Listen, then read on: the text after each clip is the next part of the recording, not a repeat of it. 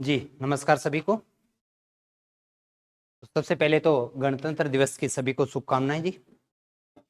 और पिछले 5-7 दिनों में जो अपने ने क्लास ऑफ रखी उसका कितना नुकसान हुआ है ये देखते हैं अपने फॉर्मूलों के साथ में, है ना। क्योंकि धुंधले हो चुके होंगे, उनको थोड़ा सा मैं रिकॉल करता हूँ 2 मिनट में। और उसके बाद में हमारी जो घनाभ आकृति जो हमारे सिलेबस और इस टॉपिक की सबसे बड़ी आकृति है, उस पर अब तक क्या हमारे आरपीएससी के द्वारा और क्या दिनस बोर्ड के द्वारा कितने अच्छे क्वेश्चन या कितने सामान्य क्वेश्चन हमारे सामने आए, उस पर अपने डिस्कस करेंगे।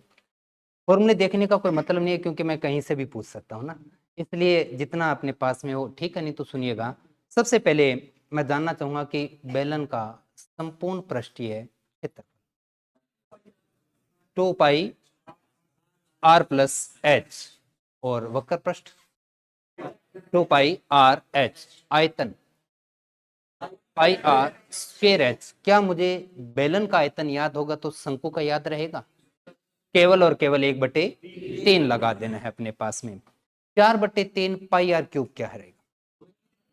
गोले का आयतन रहेगा। अगर मैं 2/3 कर दूं तो अर्धगोले का। 4 पाई आर स्क्वायर क्या? गोले का संपूर्ण पृष्ठीय क्षेत्रफल। 3 पाई आर स्क्वायर अर्धगोले का संपूर्ण पृष्ठीय। 2 पाई आर स्क्वायर अर्धगोले का वक्र पृष्ठीय क्षेत्रफल। पाई आर स्क्वायर वर्त का क्षेत्रफल। 4 a स्क्वायर घन का 4 दीवार का, वक्र पृष्ठ नहीं कहेंगे, 4 दीवार का क्षेत्रफल। छत शामिल किया तो 5 a स्क्वायर, फर्श को भी शामिल किया तो 6 a स्क्वायर। अगर नंबर हटा दिया सिर्फ a स्क्वायर पढ़ा तो,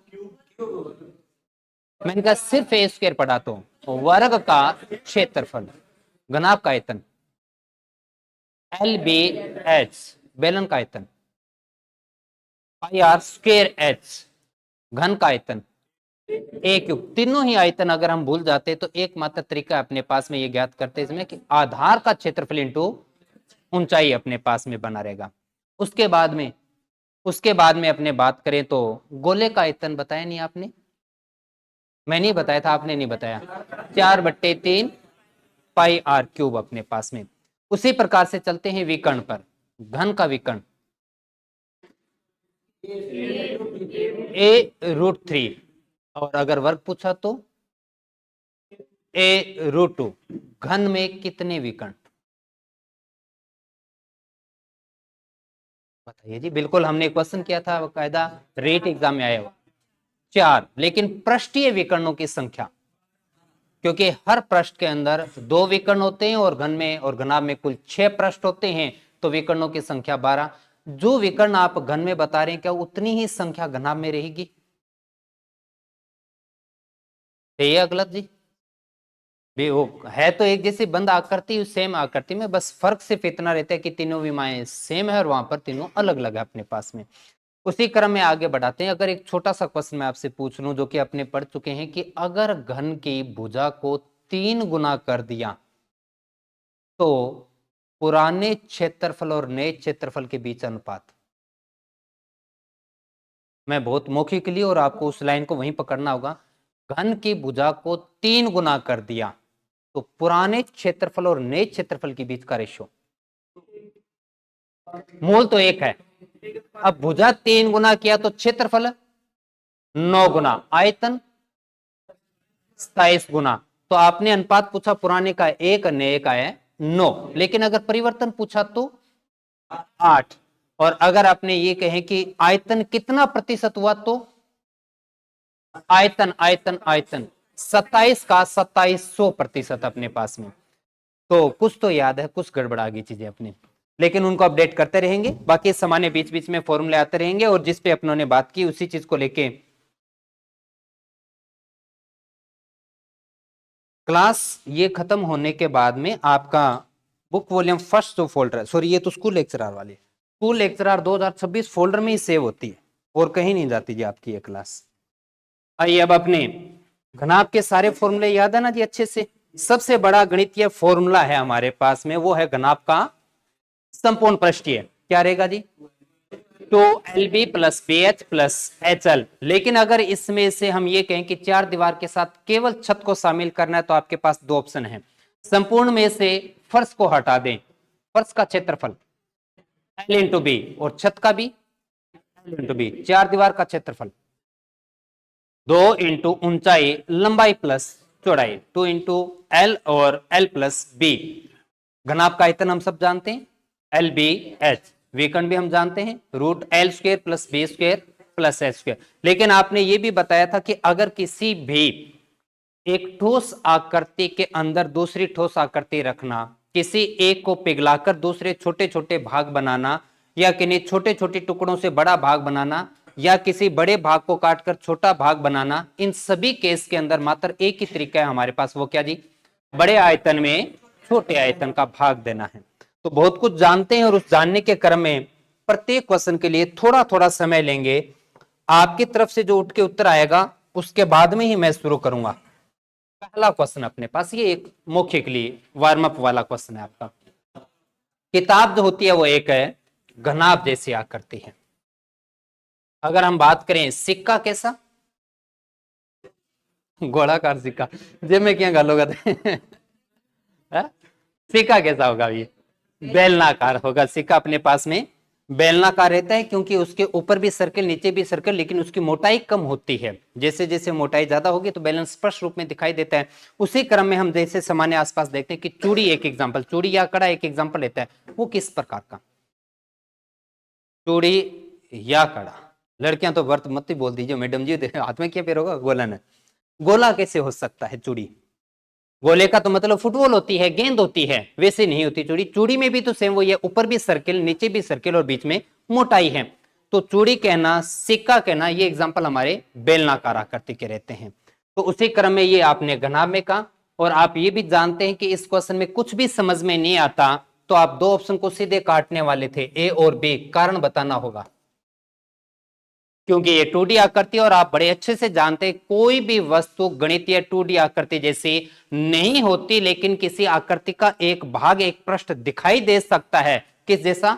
2D जैसा। तो कोई वस्तु 2D में कभी नहीं है, या घन और या वो किस में जाना था? घनाभ। तो आपका उत्तर बी ठीक है। चलिए आगे बढ़ते हैं। आपको एक सर्वसमीका L plus b plus h का होल स्क्वायर याद है क्या जी? ये सारा मैंने दिया, करके दीजिए।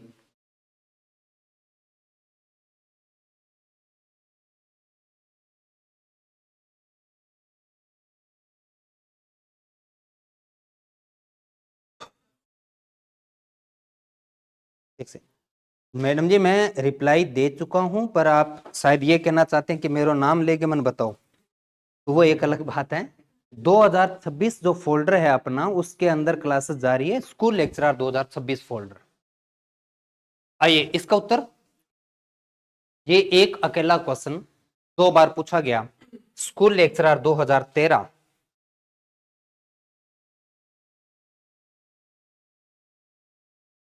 और LDC 2018, एक बार RPSC के द्वारा और एक बार अधीनस्थ बोर्ड के द्वारा। आंकड़ों में कोई बदलाव दिखाई दिया जी? सेम है, उत्तर सेम आएगा। अब जिनके आया नहीं उत्तर के भी ये कैसे आएगा, तब अपने बात करते हैं इस क्वेश्चन पे। सर्वसमीका याददाश्त में है अपने? L प्लस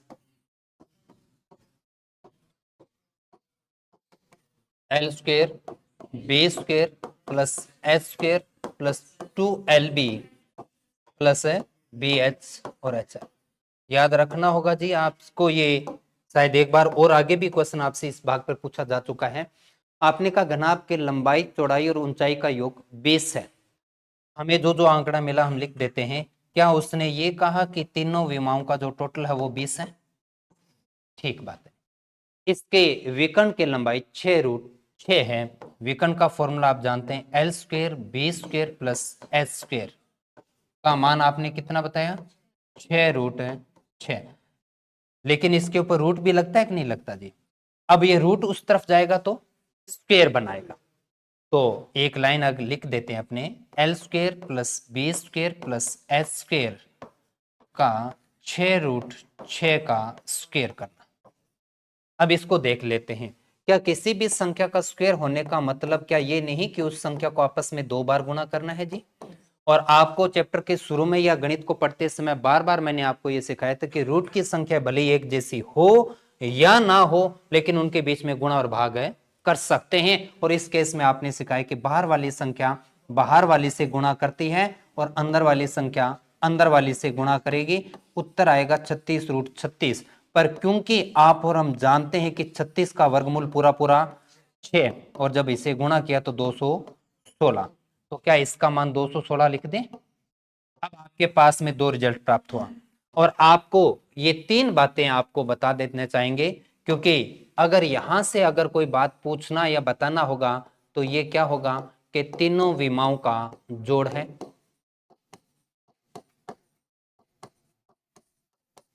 ये जो है आपके पास में क्या है, विकर्ण से रिलेटेड बात हो रही है। और ये जो है संपूर्ण पृष्ठीय क्षेत्रफल। आपके इन 3 में से किन्हीं 2 भाग के मान देगा और तीसरे का मान पूछेगा। पर जरूरी है क्या हमेशा संपूर्ण पृष्ठीय पूछे? कोई जरूरी नहीं है। कोई 2 भाग देगा, तीसरे के मान पूछेगा। जो जो मान मिला उसको रख देते हैं। क्या आपको पहला हिस्सा प्राप्त हुआ? कितना जी? 20। हमें करना है 20 का स्क्वायर। क्या ये दूसरा हिस्सा प्राप्त हुआ? L square b square h square के इक्वल में कितना लिखना है? 216। एक घटाव किया और क्वेश्चन खत्म आपका। 20 का स्क्वायर हम जानते हैं 400, प्लस वाला मान इधर आके माइनस, तो कितना आ रहा है जी अपने पास में? किसके इक्वल में आया? 2LB BH plus HL। और क्या यही आपने पूछा था? संपूर्ण पृष्ठीय 184 आपके पास ऑप्शन नंबर बी। तो जब अपना दूसरे क्वेश्चन का उत्तर 184 है तो इसको भी 184 टिक कर दे। आरपीएससी और अध्ययन बोर्ड दोनों का ही एक ही क्वेश्चन खत्म होता है। फर्क सिर्फ इतना 5 सालों का था, 13 के बाद 18 में। आप सबको आता है ये। कोशिश कीजिएगा बिना पेन के। कोई बात नहीं, 1 मिनट का अतिरिक्त समय लगेगा, लगने दीजिएगा। 1 घन मीटर बराबर कितना? 1000 लीटर। याद होना चाहिए अपने को, और मैं बार बार लिखता रहूंगा। अगर 1000 घन सेंटीमीटर है तो कितना लीटर? 1 लीटर। और 1000 लीटर है तो कितना होता है? 1। ये 2 ही आंकड़े लिखाए थे ना जी आपने। इसका उत्तर पानी की मात्रा पूछ रहा है, किसका फॉर्मूला लगाना होगा? बिल्कुल बढ़िया बात। आयतन भी किसका? होद। होद कैसा है? घनाभाकार। कैसे पता चला? क्योंकि इसने कहीं कोई नाम नहीं दिया, लेकिन फिर भी हम जानते हैं कि लंबाई चौड़ाई और गहराई सिर्फ और सिर्फ किस में हो सकती है? घना। क्योंकि अगर वो टैंक या टंकी बेलनाकार हुई तो ऊंचाई के साथ साथ त्रिज्या देगा वो अपने, और घनाकार होगी तो भुजा देगा, शंक्वाकार होगी तो आर और एच देगा, गोलाकार होगी तो केवल आर देगा। लेकिन एल बी एच ये तीनों केवल और केवल किस में? घनाभ में। और घनाभ के आयतन का फॉर्मूला आप और हम जानते हैं LBH। तो 3 का गुणा 2.5 के साथ और 2.5 का गुणा 4। क्या ये 30 घन मीटर आया? क्या 30 घन मीटर या मीटर क्यूब? बात एक ही है जी। अब आपने कहा कि 1 घन मीटर के बराबर 1000 लीटर, तो 2 घन मीटर बराबर 2000, 3 घन मीटर बराबर 3000, और आपने 30 लिखा है तो कितना आ जाएगा? 30,000 लीटर। एक बात तो पहला ये, क्या क्वेश्चन देखने के बाद में ये कंफर्म हुआ कि आयतन निकालना है? और दूसरा, जब आपका मान जो भी, क्योंकि अगर आपने विमाई मीटर में है तो आयतन घन मीटर में आएगा, अगर माप सेंटीमीटर में है तो आयतन घन सेंटीमीटर में आएगा। लेकिन आपसे अगर लिक्विड लिक्विड की मात्रा पूछी जाएगी तो मोस्टली किस में पूछी जाएगी? लीटर में। 2 आंकड़ा कभी नहीं भूलना है जी, याद रहेगा जी। फिर भी मैं बार बार लिखता रहता हूं। इसका उत्तर कौन सा था? 30,000 ऑप्शन है। चलिए आइए, स्कूल लेक्चरर और एलडीसी दोनों में पूछा गया अपना ये क्वेश्चन। बहते हुए पानी से संबंधित मैंने बात कही थी कि आपके लिए बहुत अच्छे तरह के क्वेश्चन आते हैं और इस पे समय आपको देना होगा। नहीं करोगे तब तक मैं वेट करता रहूंगा आपका। 1 हेक्टेयर के बराबर में क्या, वर्ग मीटर में कुछ एरिया, हेक्टेयर एक एरिया होता है, ये ध्यान रखना। हेक्टेयर कभी भी आयतन नहीं होता, वो क्षेत्रफल होता है। और क्षेत्रफल की बात करें तो हम ये कहते हैं कितना जी, बहुत बढ़िया, 10,000 वर्ग मीटर बराबर में 1 हेक्टेयर है। ये जो आंकड़े आ रहे हैं इनको सिलेक्टेड आंकड़े हैं जी, और आपके ही काम के, इसलिए कहीं एक जगह अटकाना यूं ना हो के बाद में आंसर की तरह मिले ही ना, लिखे तो इकट्ठे लिखियो। आइए जी इस क्वेश्चन को कीजिए।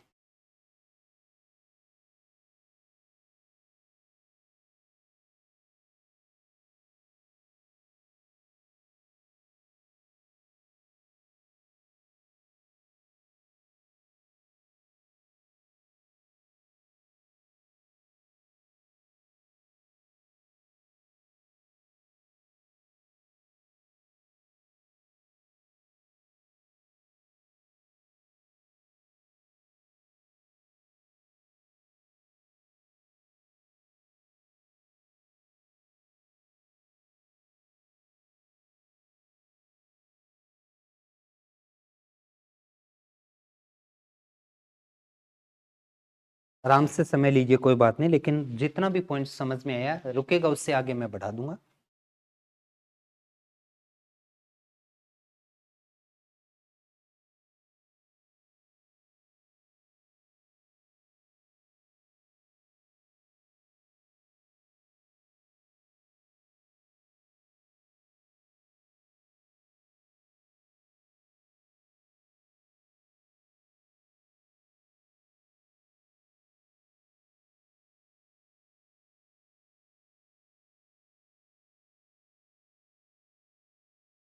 कितना, 56.25।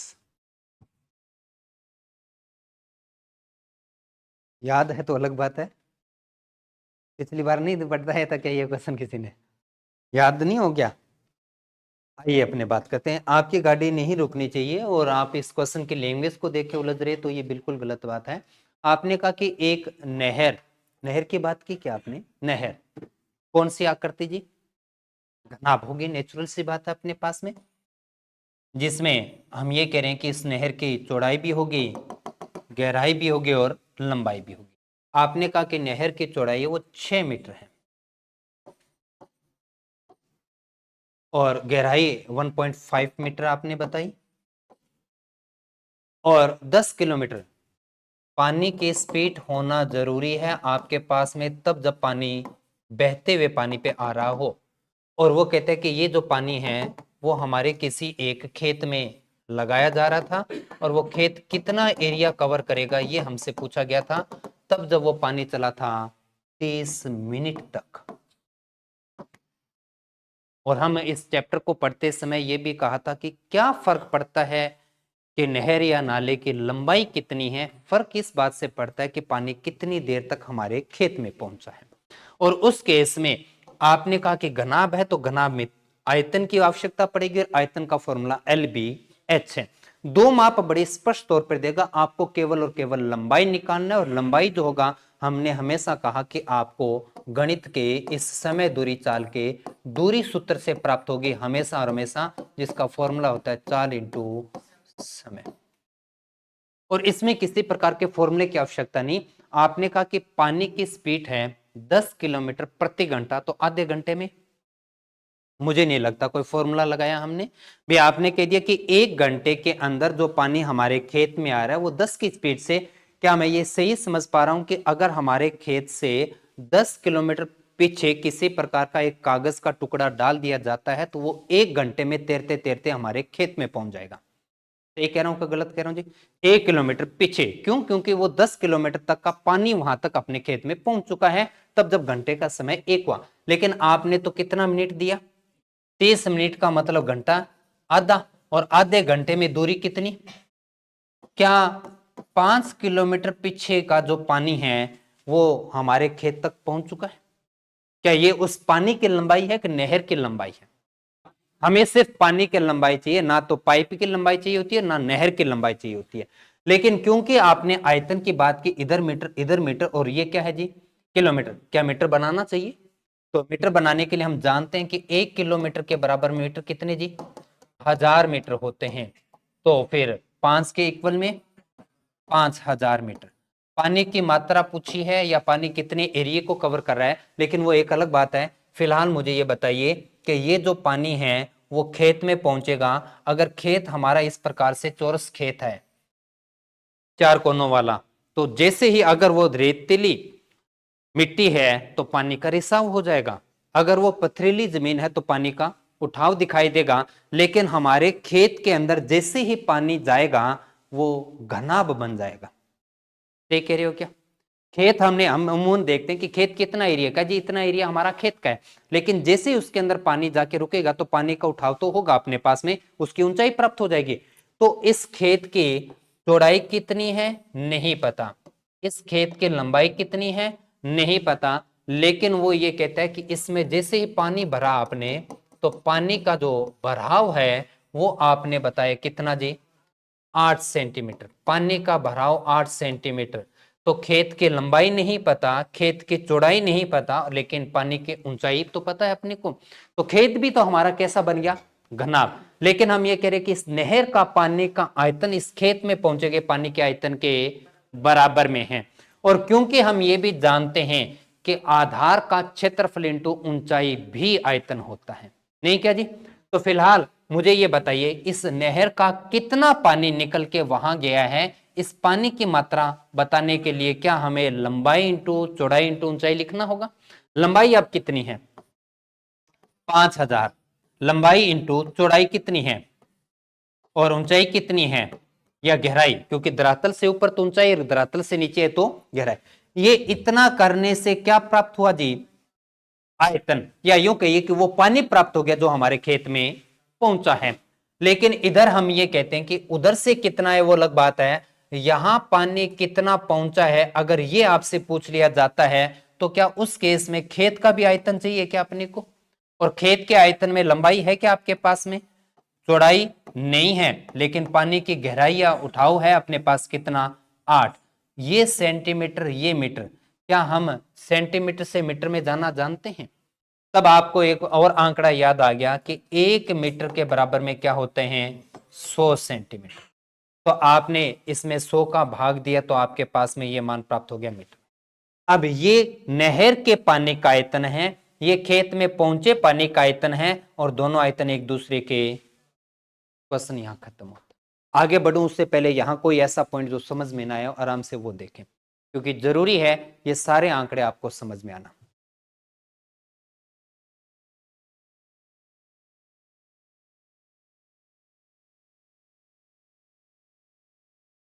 जी कोई भी ऐसा डाउट?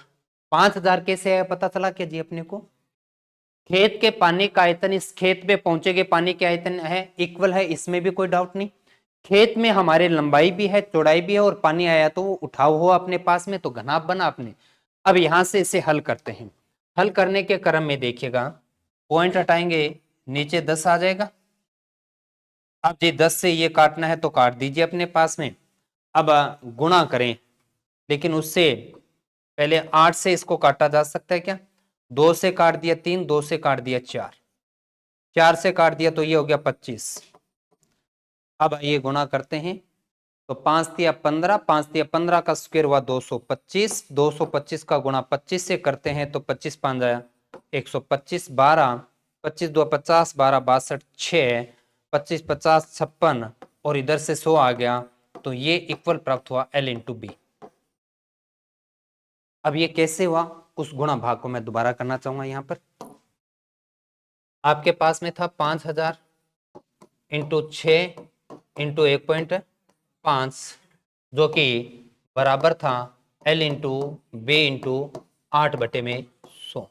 कुछ भी समझ में ना आए, लेकिन आप जानते हैं क्या कि एक भिन्न संख्या जब दूसरी साइड में जाती है तो पक्ष बदलकर गुणा करती है।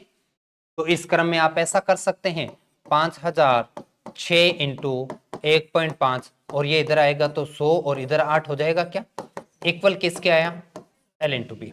अब इसे हल करते हैं, पॉइंट हटाएंगे नीचे 10 आएगा, 1 0 से 1 0 काट दी, 4 के पाड़े से 2 और 4 के पाड़े से 25, 2 के पाड़े से 6, 3 पे 5 दिया और 15 का गुणा 15 से करेंगे तो आपका उत्तर आ रहा है 15 × 25 और ये 2 जीरो भी लगी है, 2 जीरो का मतलब 100। ये इतना सा हल करते हैं तो इनका आपस में गुणा करने के बाद का आपका रिजल्ट है 562500। ये क्या प्राप्त हुआ है आपको? क्या लंबाई, क्या चौड़ाई, या खेत का क्षेत्रफल? खेत का क्षेत्र। क्यों? क्योंकि जानते कि लंबाई इंटू चौड़ाई हमारा क्या होता है? खेत का क्षेत्रफल होता है। क्षेत्रफल ही आपने पूछा था, लेकिन आपका क्षेत्रफल आया है वो किस में प्राप्त हुआ है? वर्ग मीटर में प्राप्त हुआ है, लेकिन आपको किस में देना है? हेक्टेयर में देना है। और वर्ग मीटर का जो क्षेत्रफल होता है उसमें आपने कहा कि 10,000 का 1 हेक्टेयर है, तो क्या हम इसमें 10,000 का भाग दे दें? जैसे ही 10,000 का भाग देंगे, नीचे 4 जीरो तो दशमलव भी कितने अंकों के बाद? 4 के बाद में, तो 56.25 हेक्टेयर आपको प्राप्त हुआ। और वैसे भी जब इतना आंकड़ा आ गया कुछ भी समझ में नहीं आया, 56-25 तो कहीं और दिखाई नहीं दे रहा था, डी को टिक करना था। ये एक बड़ा क्वेश्चन जो था आपके पास में, और इस प्रकार का क्वेश्चन एक बार और भी पूछा गया आपसे। आराम से चेक कीजिएगा, क्योंकि फोटोकॉपी नहीं करना है। इस क्वेश्चन को घर जाके एक बार दोबारा अपने आप से करने जरूर होंगे। इसलिए जो क्वेश्चन मेरी साइड से हो रहे हैं उन्हें केवल और केवल अपने दिमाग में छापने का प्रयास करें। कोई कंफ्यूजन है किसी लाइन को लेकर मेरे से डिस्कस करें। पर ये मैं जरूर बोलना चाहूंगा, घनाभ का वो सबसे बड़ा क्वेश्चन बन जाता है जब बहते हुए पानी पे आधारित क्वेश्चन आ जाए। भी आपको कम से कम एक टाइप तो ये क्लियर हो गया ना कि यार वो तो पानी वाला है, नहीं क्या? तो पानी वाले में दिक्कत आवा अपन। तो इस प्रकार का जो क्वेश्चन है वो थोड़ा सा संभालना होगा। एक बार घर जाके प्रयास कर लेंगे जी, नहीं होगा तो कल दोबारा मेरे से डिस्कस करें। देखो सर, अपने अगर मान लीजिए इसको किलोमीटर में लेके आते हैं तो देखो कितनी बड़ी समस्या है। सेंटीमीटर से पहले मीटर में जाएंगे और मीटर से फिर किलोमीटर में जाएंगे। अब आपको मैंने एक इशारा दिया था, देखिए लंबाई 5 किलोमीटर है, चौड़ाई 6 मीटर है और इधर ऊंचाई 8 सेंटीमीटर है। आपके क्वेश्चन में सेंटीमीटर भी आया, मीटर भी आया और किलोमीटर। जब आपकी 3 यूनिट आ जाती है तो आप ये भी जानते हैं कि सेंटीमीटर से तो बड़ा होता है मीटर और मीटर से बड़ा होता है। तब हमारे सारे आंकड़े मिड पॉइंट पे लेके आए तो थोड़ी एनर्जी बचेगी। आप चाहें तो सबको किलोमीटर बना लो, आप चाहें तो सबको सेंटीमीटर बना लो, लेकिन आंकड़े पॉइंटों में ज्यादा होंगे या जीरो ज्यादा आ जाएगी। और फिर सबसे बड़ी बात, आप किलोमीटर में जब एरिया निकाल दोगे तो हेक्टेयर नहीं बनेगा, वहां गाड़ी रुक जाएगी, है ना। इसलिए बेटर ये रहेगा कि हमें आंकड़ा मिड पॉइंट पे मीटर पे लाए। पॉसिबल है सर, बिल्कुल उलझाओगा गुरजीत हेमन। ट्राई करने से समस्या पता गुरु क्या है? नहीं, मैं बोलना चाहूंगा गुरुजी कि अगर हम ट्रैक से हटके काम करेंगे तो दो चीजों का नुकसान होगा। पहले हमारी आदत गलत बन जाएगी और दूसरा हमारा टाइम निकल जाएगा, और दोनों ही चीजों को रोकना है। मैं फिर से कह रहा हूं गुरु, ये कभी करना ही नहीं है, ना नॉलेज के लिए फिलहाल और ना हमारे सिलेबस के अकॉर्डिंग। अगर किलोमीटर और मीटर और सेंटीमीटर एक ही क्वेश्चन में 3 यूनिट दिखाई देती है तो ना तो सेंटीमीटर में आओ ना किलोमीटर में आओ, आपको मीटर में लाना ही लाना है। और यदि उसके अलावा कुछ और करूंगा तो आपके लिए भी बड़ा होगा और मेरे लिए भी कैलकुलेशन बड़ी हो जाएगी, क्योंकि सेंटीमीटर में लाएंगे तो जीरो बहुत बड़ी बन जाएगी और अगर किलोमीटर में गए तो पॉइंटों की संख्या बहुत आ जाएगी। इसलिए मीटर ऑप्शन रहेगा। बाकी क्लास के बाद अगर आप चाहें तो अपने मीटर किलोमीटर में मैं करवा दूंगा। चलिए जी, और आगे बढ़ते हैं। इसे किया जा सकता है, आसान है आपके लिए। कांच के डिब्बे का क्षेत्रफल कौन सा? भाई क्षेत्रफल है, लेकिन कौन सा? घनाभ भी ठीक है गुरुजी, क्षेत्रफल कौन सा? संपूर्ण पृष्ठीय। हालांकि इसने कोई जिक्र किया नहीं। आपने घनाकार कांच का डिब्बा लिया, लेकिन एक तरफ दे रहे कह रहे हो घनाकार और दूसरी तरफ आप उनकी माप भी अलग अलग दे रहे हो। तो इसलिए क्योंकि आपने कहा कि घनाभ आकृति को घन नहीं कहा जा सकता, लेकिन घन आकृति को घनाभ कहा जा सकता है, नहीं क्या? तो संपूर्ण पृष्ठीय आइए 2LB, इन दोनों का गुणा कर दे, 25 दुआ 50, 500 BH, इन दोनों का आपस में गुणा कर दे 200 और इन दोनों का आपस में गुणा कर दे 250। तो ये हो गया 5 7 और 2 9, 950। और 950 का डबल जी 1900 आ जाएगा क्या? और क्योंकि क्षेत्रफल पूछा इसलिए वर्ग सेंटीमीटर। कोई कंफ्यूजन नहीं जी? इसमें एक ही कंफ्यूजन थी कि जी सिर्फ क्षेत्रफल लिखा था। क्षेत्रफल बहुत प्रकार के होते हैं और खासतौर से ज्यादा नहीं तो 3 प्रकार के तो है ही है, 4 दीवार का या 4 के साथ छत या संपूर्ण। तो क्योंकि आंकड़ा हमारा संपूर्ण से प्राप्त हुआ इसलिए ऑप्शन नंबर बी।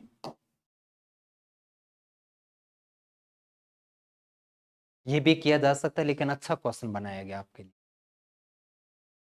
टंकी है, बाहर का किनारा यानी विमाएं प्रत्येक साइड 180 की है और इस पे टाइलें लगानी है, लेकिन किस पे नहीं लगाना जी? फर्श। फर्श पे नहीं लगाना। तो चारों दीवारों पे भी लगाना है और ढक्कन के भी लगाना है और टाइलें लगाना है। टाइलें भर रहे हो या लगा रहे हो इससे फर्क पड़ता है। अगर टाइलें भरी तो, और अगर टाइलें लगाई तो। और छोटी आकृतियों की संख्या बताने का एकमात्र तरीका आपके पास बड़े क्षेत्रफल में निकालिए जी, आपका काम है ये। बता तो दिया, सुना बताए थे, करके दो। बड़े क्षेत्रफल में छोटे क्षेत्रफल का भाग।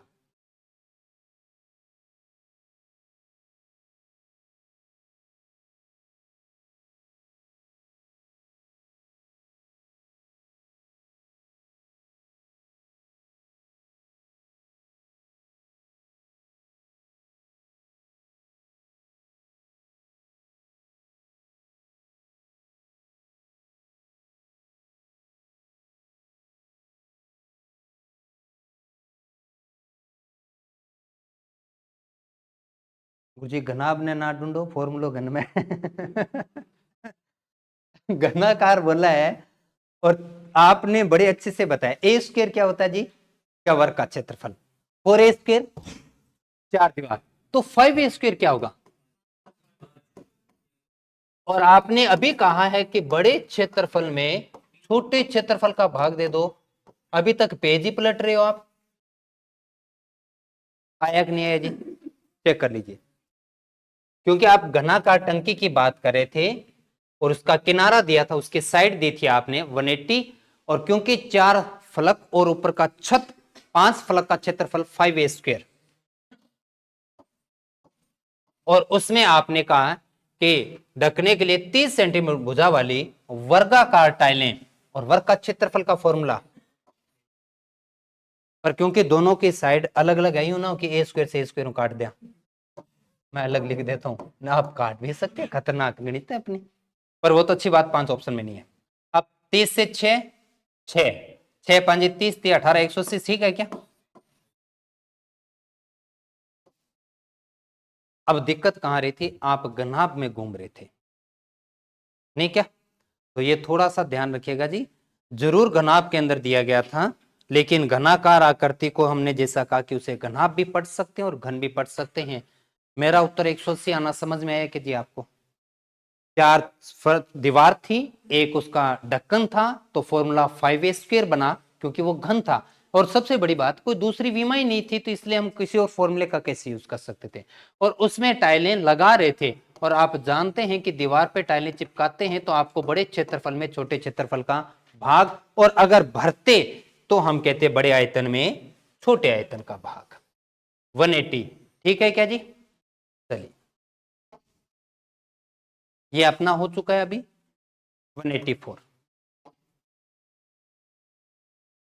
विदाउट रफ वर्क बता सकते हैं? 15,000 1500, जीरो का ही फर्क आएगा बस थोड़ा सा। पानी की मात्रा पूछिए, क्या प्राप्त करना है जी? आयतन। आयतन का फॉर्मूला लंबाई इंटू चौड़ाई इंटू गहराई। 5 2 10 15 घन मीटर हो गया क्या जी? 1 घन मीटर बराबर कितने लीटर? 1 के बराबर 1000, 2 के बराबर 2000, तो 15 के बराबर में 15,000 लीटर। Option number D.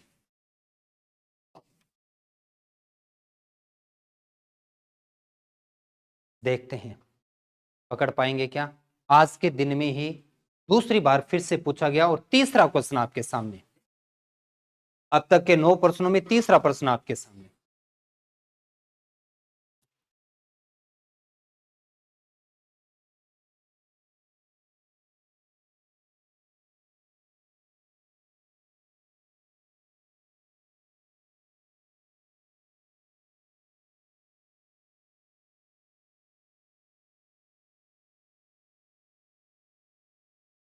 विमाओं का जोड़ जरूर पूछा था, पर क्या इसमें विकर्ण है और क्या इसमें संपूर्ण पृष्ठीय क्षेत्रफल है? तो क्या हमारी वो प्रमेय काम करेगी? सॉरी, सर्वसमीका। क्योंकि आपने सर्वसमीका में क्या कहा था कि एक विकर्ण होना चाहिए, एक संपूर्ण पृष्ठ होना चाहिए और एक विमाओं का जोड़। विमाओं का जोड़ तो आया, विकर्ण है कहीं, संपूर्ण पृष्ठीय है, तो अपने आप ही कहीं ना कहीं फीलिंग आनी चाहिए कि ये तो गड़बड़ है, उस जैसा तो नहीं है। हमने तो कर दिया, सर्वसमीका लिख भी दी। अब जी इस क्वेश्चन को बड़ा गहरा बनाया जा सकता था यदि मैथ की समझ के साथ आप करते, यानी जब हम गणित को जानते तो बहुत अच्छा करने का प्रयास करते हैं, लेकिन जब हम गणित को कम जानते तो अपने जुगाड़ू व्यवस्था से करें तो ज्यादा बेटर रहेगा। आपने कहा कि कोई दो सतह है, अब मान लेते हैं कि एक दीवार तो ये है और एक दीवार ये बोर्ड वाली है। आपसे अगर बराबर वाली दीवार का क्षेत्रफल पूछ लिया तो आप क्या यूज करेंगे? अगर इस दीवार का क्षेत्रफल आपसे पूछ लिया तो क्या प्राप्त करेंगे? क्या जी एक लंबाई होगी, एक ऊंचाई होगी, नहीं क्या जी? और अगर इसकी बात करें तो एक चौड़ाई होगी और एक है, कोई एक साइड कॉमन आएगी कि नहीं आएगी? चलो मान लेते हैं, इसको छोड़िए, ऊपर वाले पे आ जाते हैं। अगर एक ये दीवार जिसमें ये लंबाई चाहिए और ये ऊंचाई चाहिए, छत पे अगर सिर्फ छत का क्षेत्रफल निकालना हुआ तो क्या जी एक लंबाई और एक है चौड़ाई। अगर इस छत है और इस दीवार में कॉमन भुजा क्या है? लंबाई। इस दीवार और इस दीवार में कॉमन भुजा ऊंचाई। तो क्या हम ये कहें कि किसी भी दो दीवार को पकड़ दो, एक भुजा कॉमन आएगी? सही कह रहा हूं क्या जी मैं? तो इसका मतलब है कि नहीं, दो दीवारों का क्षेत्रफल अगर ये है तो इनमें कोई एक भुजा कॉमन आएगी और किसी भी दीवार का क्षेत्रफल लंबाई इंटू चौड़ाई या ऊंचाई इंटू लंबाई या ऊंचाई इंटू लंबाई चौड़ाई होगी, मतलब कोई दो का गुणनफल होगा। अगर मैं 28 की बात करूं, कोई भी दो संख्या पकड़नी है आपको गुणा करते हुए, और 20 को भी किन्हीं दो संख्याओं का गुणा करते हुए पकड़ना है, लेकिन एक गुणा एक पहाड़ा कॉमन होना चाहिए। अगर मैं 4 के पहाड़े से देखूं, दोनों आ रही है क्या? अगर 20 को लिखा जाता है तो आप क्या लिखेंगे? अब आपको कि मैं 10 2 20 लिखूंगा, मना नहीं करूंगा, लिखिएगा आप उसे। 10 इंटू 2 भी लिख दिया आपने। और इसी प्रकार से 28 की बात करें तो हमने इसको लिखा 7 इंटू 4। अब आप कहोगे मैं तो 14 इंटू 2 लिखूंगा, लिखिएगा। लेकिन हमने कहा कि इस प्रकार से आप 5 को अगर अभाज्य रूप में देखते हैं और 7 को अभाज्य रूप में देखते हैं तो इनका एचसीएफ भी तो अपने पास में 4 ही आ रहा है, महत्तम समापवर्त्य 4 है। 28 के टुकड़े के 7 इंटू 4 है, और इधर से अगर आपने लंबाई के यानी 20 के टुकड़े के तो 5 इंटू 4 है। क्या आपके पास तीन अलग अलग साइड आ चुकी है? तीन अलग अलग माप कौन सी है? कि एक 4 है, एक 5 है और एक है 7। क्या घनाभ में तीन साइड नहीं होती क्या? अब आपके टुकड़े सही है कि गलत है? आयतन का फॉर्मूला क्या है? लंबाई इंटू चौड़ाई इंटू ऊंचाई। तो 5 चौके 20 7। अब बताओ जी, तीनों साइड सही है क्या? ठीक बात हुई। अब आप पहला निष्कर्ष तो ये निकला कि हमारे पास में जो घनाभ है उसके दीवारों के क्षेत्रफल से हम दो दो संख्या निकाल रहे थे, और दो दो संख्याओं में आप ये बड़े अच्छे से जानते हैं कि घनाभ के कोई भी दो पृष्ठ पकड़ लीजिए, कोई भी दो साइड पकड़ लीजिए, लेकिन उसमें एक भुजा कॉमन होती है, और उस कॉमन भुजा को देखते हुए एक माप 7, एक 5, तो एक कितना आया? 4। अब उसने क्या पूछा है कि जी सभी किनारों की लंबाई, अगर मैं जोड़ करूं 7 और 5 12 और 4 16, तो ऑप्शन में नहीं है। तब आपने जब घनाभ चैप्टर का डायग्राम बनाया था उस दिन कहा था कि इसके कॉर्नर, इसके कोने, इसके शीर्ष, इसके वर्टिक्स होते हैं कितने? 8। कोने 8 होते हैं क्या? और पृष्ठ कितने होते हैं? 6। किनारे कितने होते हैं? 12। क्यों? क्योंकि प्रत्येक साइड 4 बार आएगी, नहीं क्या? 1 लंबाई, 2 लंबाई, 3 लंबाई, 4 लंबाई, तो 7 चौके 28 हो गया कि नहीं हो गया? ये लिख रहा हूं क्या मैं? चौड़ाई भी 4 बार नहीं आएगी क्या? 1 चौड़ाई, 2 चौड़ाई, 3 और 4, 5 चौके 20, और क्या ऊंचाई भी 4 बार आएगी?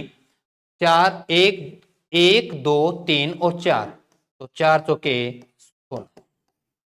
अगर हम इनका जोड़ करें तो क्या 64 प्राप्त हुआ? इसके अतिरिक्त डेड पेज का काम बनता तब जब पहली समीकरण आप L into b, b into h, मैं जिनका गणित ठीक है हम उनको थोड़ा इशारा देना चाहूंगा। एक क्षेत्रफल था L इंटू बी, दूसरा था बी इंटू एच, और तीसरा था एल बी एच, और उनका मान 140। इन तीनों से तीनों साइड प्राप्त की जा सकती थी। ये 3 समीकरण थी। अब आप अगर इसमें इस 20 का भाग देते तो पहली साइड h का मान आ जाता, फिर इसका भाग देते तो l का मान, और तीसरी साइड। बजाय इसके ये आसान था क्योंकि हमने जोड़ तोड़ की व्यवस्था से जो गणित सीखते हैं पेपर में वही काम करेगी, क्योंकि पूरा थ्योरेटिकल पोर्शन और पूरा गणित के नियमों को पढ़ते हैं तो कभी कभार क्वेश्चन बड़ा निकल जाता है। आराम से देखें, दोबारा से देखें, कोई बात नहीं समझ में आए तो मैं उसे रिपीट कर देता हूं। टुकड़े कैसे हुए, बुझाएं कैसे मिली, और पूछा क्या था, उसका उत्तर 64 क्यों आया।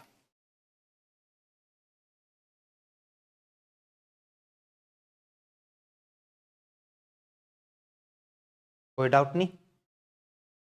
बिल्कुल रिपीट करना चाहेंगे? पहले मुझे बताइए कि वो ठीक रहेगा कि इधर ठीक है, दोनों में से एक लेके।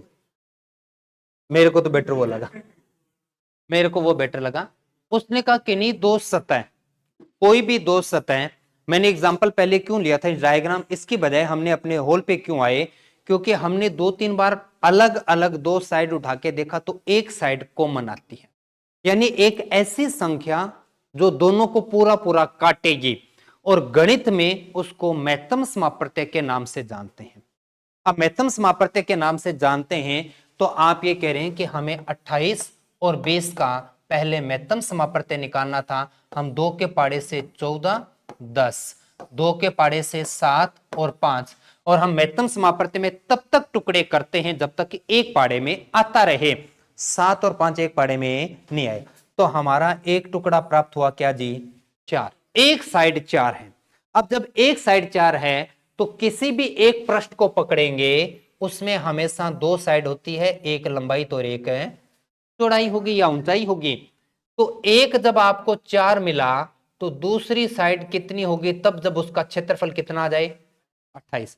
और किसी भी दीवार का क्षेत्रफल 2 विमाओं का गुणा करने से प्राप्त होता है। एक 4 है तो दूसरी कितनी होगी? 7। इसी प्रकार से एक और दीवार थी जिसमें एक तो 4 है ही है, दूसरी कितनी हो कि क्षेत्रफल 20 आ जाए, तो आपने कहा 5। तो आपके पास 4, 5 और 7 3 साइड मिली। अब वो तीनों साइड सही है कि गलत है ये चेक करने के लिए आपको आयतन दिया था, और आयतन होता है L into b into h, तीनों भुजाओं का गुणनफल, और हमने गुणा किया तो 140 है। इसका मतलब आपकी तीनों विमाएं बिल्कुल सही प्राप्त हुई। अब आप ये भी जानते हैं अगर वो सिर्फ कहता विमाओं का योग कितना है, तब हम इनका जोड़ करते 7 और 5 12 और 4 है 16। पर क्योंकि आपने कहा कि सभी किनारों की लंबाई, और आपने चैप्टर के शुरू में कह दिया था कि एक घनाभ में कुल मिलाकर 12 किनारे होते हैं। 12 किनारे का मतलब ये जो लाइनें होती हैं इनको किनारा बोलते हैं, जिसमें प्रत्येक भुजा 4 बार आती है। तो आपके लंबाई भी 4 बार आई, चौड़ाई भी 4 बार, ऊंचाई भी 4 बार आई, और इन सब का जोड़ किया तो उत्तर अपने को 64 प्राप्त हुआ। ये था जी एक बड़ा अच्छा और सुंदर क्वेश्चन, और पेपर के दौरान बड़ा लगा था तब जब इस प्रकार के समीकरण कोई बना के बैठ गया, तब भी किया जा सकता था। अगर आप मान लीजिए इस पे आते हैं, मैं इसको भी थोड़ा एक्सप्लेन करना चाहूंगा। क्या आपने आयतन 140 का आयतन कितना कहा जी? 140, जिसमें आपने कहा कोई भी दो भुजाएं एक दीवार में मान लीजिए लंबाई और चौड़ाई ले ली तो उसका क्षेत्रफल कितना बताया आपने 28, और एक और दीवार जिसका क्षेत्रफल आपने कितना बताया 20। अब मैं ये कहूं कि ये हमारे समीकरण नंबर 1, ये 2 और ये 3, अगर हम 1 में 2 का भाग दें तो देखो क्या रिजल्ट आएगा। इन दोनों में भाग दिया, किससे किस क्या कटा जी, बचा क्या, और इसका 28 में भाग दिया तो h का मान आपके पास प्राप्त हो गया 5। अब इसी क्रम में तब जब आपने कहा कि 1 में 3 का भाग दे दे, अब इस बीच वाली लाइन को हटा दें, b से b, h से h, क्या बचा, और 20 का भाग दिया तो 7। तो हमारे पास में किसका मान बचा था जी, BHLL, तो अपने को L प्राप्त हो कितना 7। अब आप अपने L को अगर यहां रख दोगे, 7 यहां रख दिया तो B का मान देखिएगा 7 गुणा कर उधर जाके भाग करेगा कि नहीं, तो B का मान कितना आया, ये भी ठीक था। महत्तम समापत्ति की समझते तो वैसे और फॉर्मूलों की समझते तो ऐसे, तीनों साइड फिर से प्राप्त हुई और प्रत्येक साइड 4-4 बार आती है, घना में ये बात जानते हैं, और इनके वैल्यू को जोड़ेंगे तो किनारों का जोड़ प्राप्त होता है। दोनों में से जो बेटर लगे, लेकिन करना ऐसा ही था इस क्वेश्चन को। ठीक है जी, है तो बड़ा मुश्किल भी है, लेकिन थोड़ा ज्यादा मुश्किल इसलिए लग रहा है क्योंकि फर्स्ट टाइम आप इन प्रश्नों को देख रहे हो और पहली बार में गणित 100% रूप में समझ में आना ये एक थोड़ा सा बड़ा चुनौती होती है आपके लिए भी और मेरे लिए भी। लेकिन इन क्वेश्चनों को जो मैं करवा रहा हूं आपकी समझ बनती जा रही है, तो घर जाके दोबारा इनको ऐसा ही करके देखना है। यदि आपने करके नहीं देखा तो सिर्फ बोर्ड का क्वेश्चन बोर्ड पर ही बना रह जाएगा बिना रफ वर्क के। और देख लो 20 संस्कृत विभाग में भी और आरपीसी सामान्य स्कूल लेक्चरर में भी पूछा।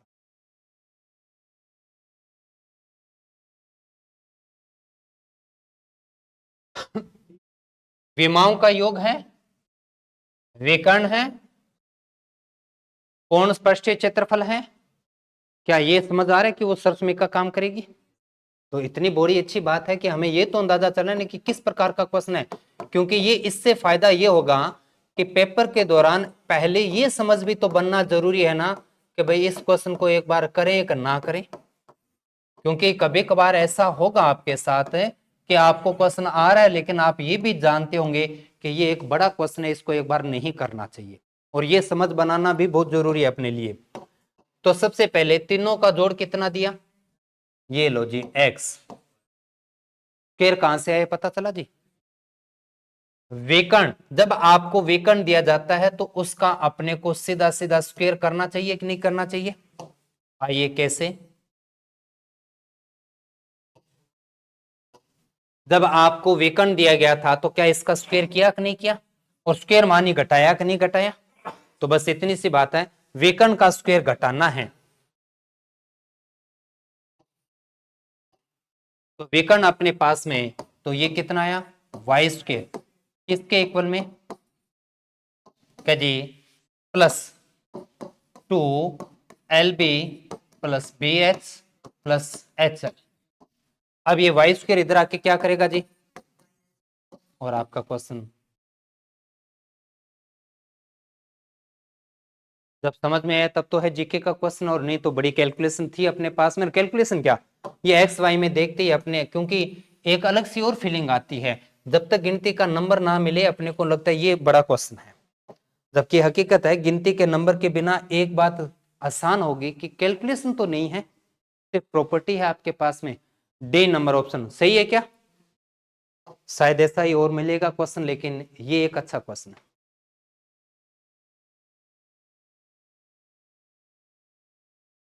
या तो स्कूल लेक्चरर में गणित मुश्किल आती है या L1 में आती है, ये बड़ा ही एक अजीब तरीका है।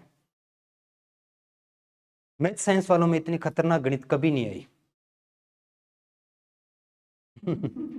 पता नहीं क्या बेर है। आयतन बता सकते हो जी, और वो भी बिना रफ वर्क के भी हो सकता है, लेकिन फिर भी जरूरत पड़े तो रफ वर्क कीजिएगा। पानी कितना आएगा, कुल पानी बता सकते हैं? 3000 क्या लीटर। लेकिन आप कहते हो कि जी 1 मिनट में 20 लीटर पानी आएगा। पानी कितना चाहिए कि जी 3000 लीटर पानी चाहिए, और आप कह रहे हो कि जी 20 लीटर तो 1 मिनट में आएगा। समय कितना लगेगा? तो क्या पानी 3000 है, 20 का भाग देंगे, 150 मिनट लगेगी कि नहीं लगेगी? 150 मिनट का मतलब 2.5 घंटे। अब जमा नहीं तो आइए फिर, पानी कितना है ये बताने के लिए आयतन की आवश्यकता पड़ेगी, और क्योंकि वो घनाभ है तो आयतन प्राप्त हुआ 3 घन मीटर। और लीटर में कितना हो गया, क्योंकि हम जानते हैं कि 1 घन मीटर के बराबर में 1000 लीटर होता है। 3000 लीटर अपने पास में पानी आया। अब आपने क्या कहा है कि एक हमारे पास में टैंक की बात हो रही थी। अब वो ये कह रहा है कि इस टैंक के अंदर किसी एक नल के द्वारा पानी डाला जा रहा था, उस पानी की स्पीड थी 20 लीटर प्रति मिनट। तब आप ये कहते हैं कि 20 लीटर पानी डालने में समय लगा कितना, 1 मिनट। तो 1 लीटर पानी डालने में कितना समय लगेगा, 1/20 मिनट। और पानी है कितना, ये एक एक नियम यूनिटरी मेथड जो हमें गणित सिखाता है, 1/20 का गुणा 3000 से किया तो अपने पास आया 250 मिनट। और 250 मिनट, सॉरी 150, और 150 मिनट का मतलब हो गया जी 2.5 घंटे। 2 घंटे 30 मिनट। 3000 आना और 150 मिनट आना, समझ में आया क्या जी? चेक करो, कोई बात पूछनी हो तो। पहले आयतन प्राप्त किया, आयतन हमें लीटर में प्राप्त हुआ। वो कहते हैं कि जी नल चल रहा है वो तो 1 मिनट में 20 लीटर ही पानी डालेगा, आपको टोटल चाहिए 3000। तो जितना 1 मिनट का या एक स्पीड, एक एफिशिएंसी आती है, एक एफिशिएंसी आती है, उसका हम भाग देते हैं तो आपके पास में 150 मिनट 2.5 घंटे।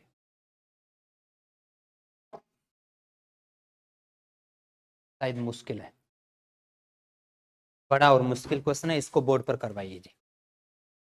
ईंटों की संख्या प्राप्त करते हैं आप कैसे? क्या जी कमरे के आयतन में ईंट के आयतन का भाग देते, पर हम ये भी जानते हैं कि अगर दरवाजा होगा और खिड़की होगा तो उसमें ईंट नहीं लगेगी, नहीं क्या? तो क्या आप ये कह रहे हैं कि दीवार में से, मैं जो लिख रहा हूं पहले तो वो बताइए, दीवार के आयतन में से 2 दरवाजों का आयतन घटा दें और ईंट के आयतन का भाग दे दें तो संख्या प्राप्त होगी क्या? पहले तो इस गणित की भाषा को समझिए, सही है क्या? एक सीधी सीधी दीवार में ईंटों की संख्या कैसे प्राप्त करते हैं कि जी दीवार के आयतन में ईंट के आयतन का भाग। लेकिन अगर वही दीवार थोड़ी देर पहले तो आपने क्षेत्रफल याद किया था, तब जब बात टाइलों की चली थी, अब आयतन की और पहले क्षेत्रफल क्यों था? थोड़ी देर पहले अगर आपने याद हो तो आपने क्षेत्रफल बताया था।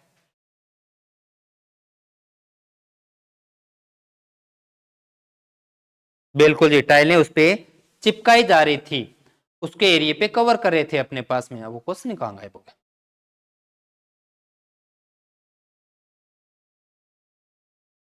पता नहीं कौन सा क्वेश्चन था वो। ठीक है ये, अच्छा शांत छोटी संख्या। अब आपने कहा वर्गाकार टाइलें, अब हमने कहा था कि टाइलें दीवार पे चिपका रहे हो, चिपकाने के केस में क्षेत्रफल चाहिए, लेकिन ईंटें दीवार में भरी जाती है और भरने के केस में क्या चाहिए? लेकिन क्योंकि हम ये भी जानते हैं कि दरवाजे और खिड़की में तो ईंटें नहीं लगेगी, वो स्पेस खाली रहेगा।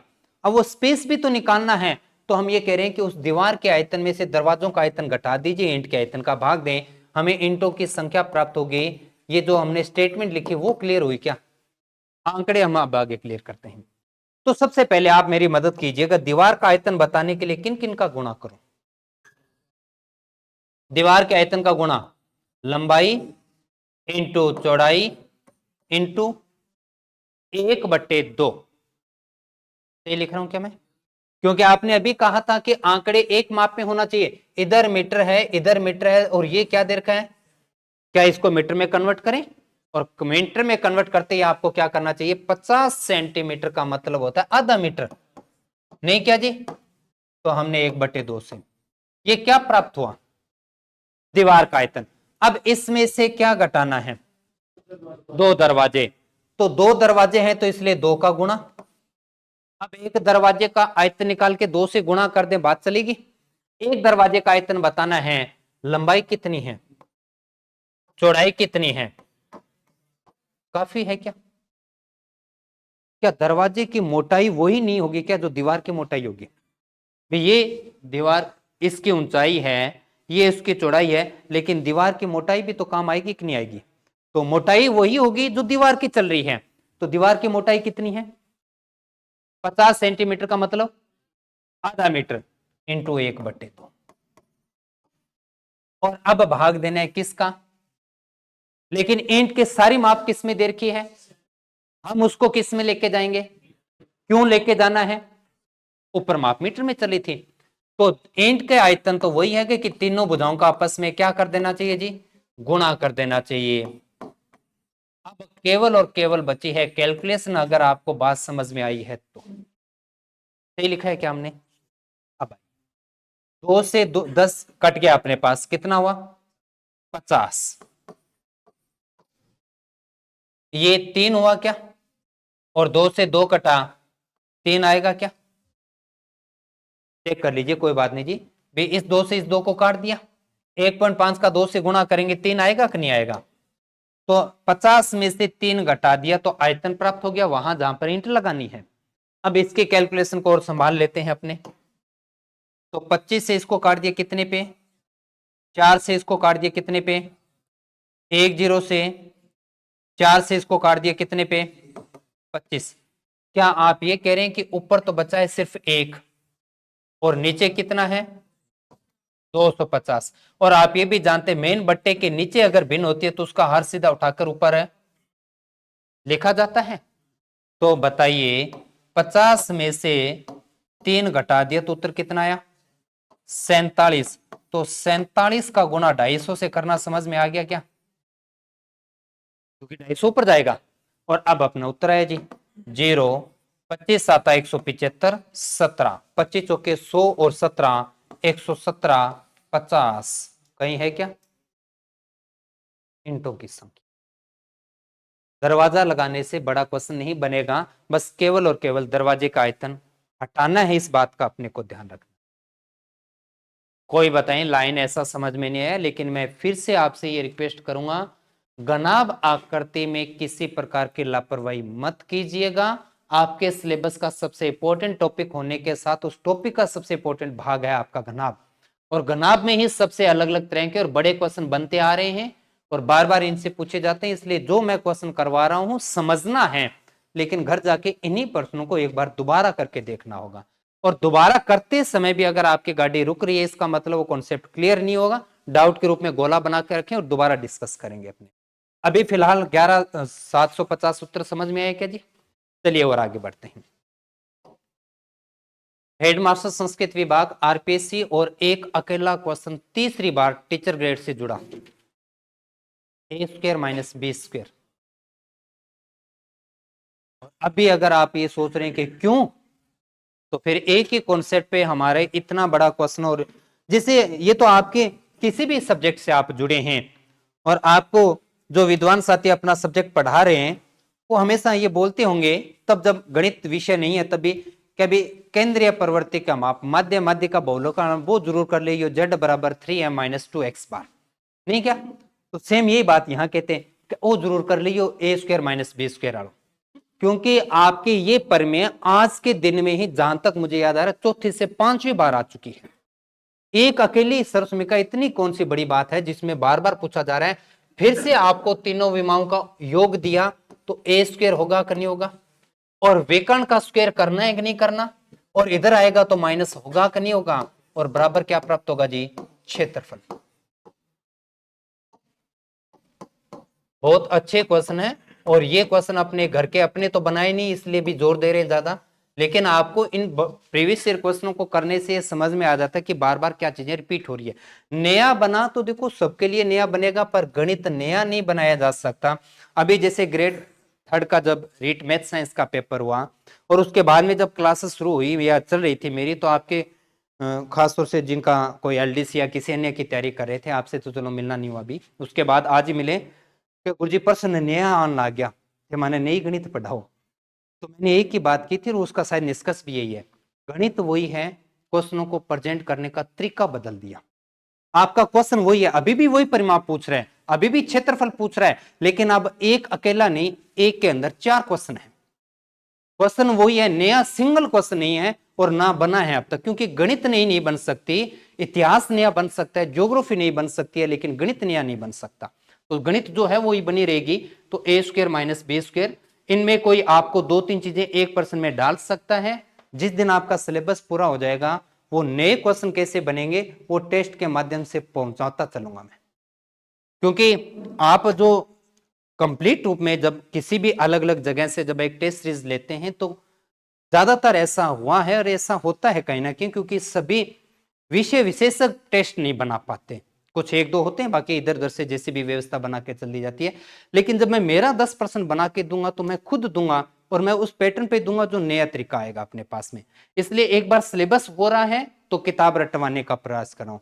जिस दिन सिलेबस हो गया उसके बाद में केवल और केवल एक टेस्ट ही पूरे हफ्ते की चुनौती होगी आपके लिए, कि मैं इन 10 प्रश्नों में से 3 क्वेश्चन कर लूं, 4 कर लूं, 5 करूं या 7 करूं, वो डिपेंड आप पर करेगा। लेकिन पूरा प्रयास करूंगा कि ऐसा क्वेश्चन बने रहे और ऐसे क्वेश्चन देखने को मिले जो आरपीसी आपसे कहीं पूछ सकती है। और ज्यादा बड़ी गणित नहीं आएगी, गणित यही रहेगी, आपके इन्हीं क्वेश्चनों को घुमाने का प्रयास किया जाता है और सबसे बड़ा टाइम कंज्यूम करवाया जाता है। जैसा ये बहुत शानदार क्वेश्चन है, पटवार के दौरान, पेपर के दौरान मैक्सिमम पटवार विद्यार्थी इस क्वेश्चन को समझ नहीं पाए थे कि करना क्या था, जबकि बड़ा नहीं है क्वेश्चन। आइए कैसे, यदि एक घनाभ है उसकी तीनों विमाएं कौन कौन सी है, ए बी और सी है। बताने के बाद आप कहोगे हाँ ये तो ठीक है, ऐसे ही तो करना था, पहले नहीं हो रहा। समस्या ये है, ए बी और ये हुआ सी। आपने कहा घनाभ का आयतन v है, आयतन को किससे प्रेजेंट करना है, v से, और आयतन का फॉर्मूला क्या जानते हैं, L into b into h. क्या मैं b के इक्वल में ए बी सी लिख दूं, भी बीच में गुणा लगाना है तो लगा दो, लेकिन मतलब तो ये हुआ ना कि v की वैल्यू है वो ए बी सी के है। अब s क्या है, पृष्ठीय क्षेत्रफल। क्या s के इक्वल में ए बी सी के फॉर्मेट में लिखवा पाएंगे आप, क्या लिखेंगे, 2ab plus B C plus C A. कोई मुश्किल काम नहीं जी। आपने क्या पूछा है, 1/v पूछा है, इसका मतलब v नीचे होना चाहिए ना जी। भी अगर हम v और s को ही कंपेयर करें, अगर मैं ऐसा कर दूं कि भी पहले मैं दूसरे का भाग दूं तो नीचे कौन आ गया, और हमें नीचे कौन चाहिए, v। तो मैं अपनी लाइन को थोड़ा सा बदलता हूं और अपने काम में ये करता हूं कि जो v का मान ऊपर लिखा वो नीचे लिख देता हूं। v का मान यहां लिखा वो क्या है, ए बी सी।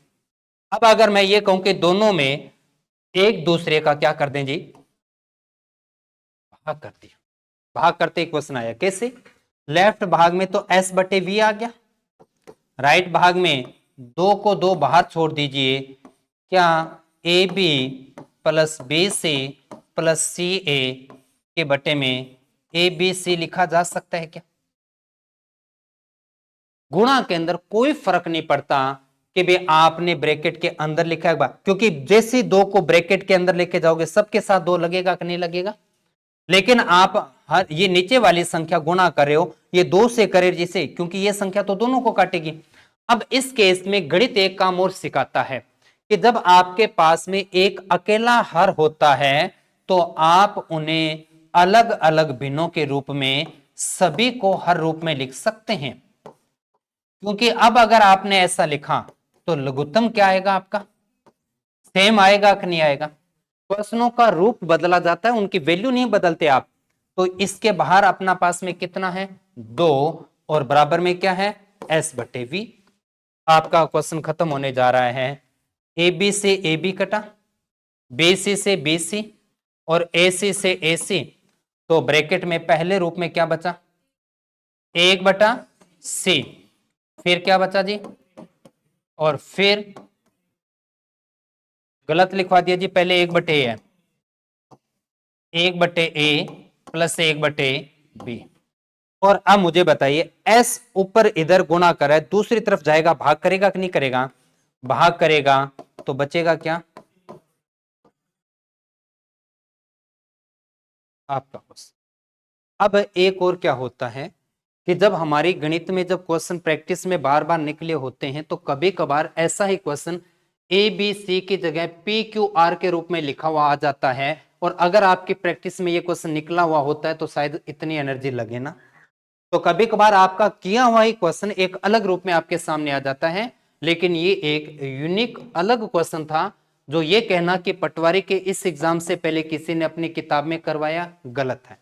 नए रूप में क्वेश्चन आए, लेकिन कर सकता था विद्यार्थी तब जब वो समीकरण की समझ रखता जो आपके सिलेबस में हिस्सा है, और दूसरा ये कि आपने अपने फॉर्मूलों को समझा था। तो ये एक बड़ा क्वेश्चन था, नंबर 14।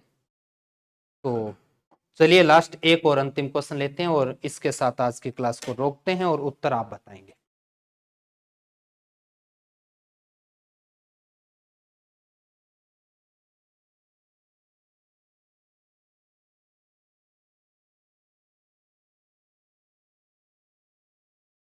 कितने लीटर पानी, 8 का गुना 2.5 से करेंगे कितना आएगा, 20, 20 का गुना 6 से 120 घन मीटर। लीटर बनाएंगे, 3 जीरो लगाते कि नहीं लगाते जी, डी ऑप्शन आया कि नहीं आया।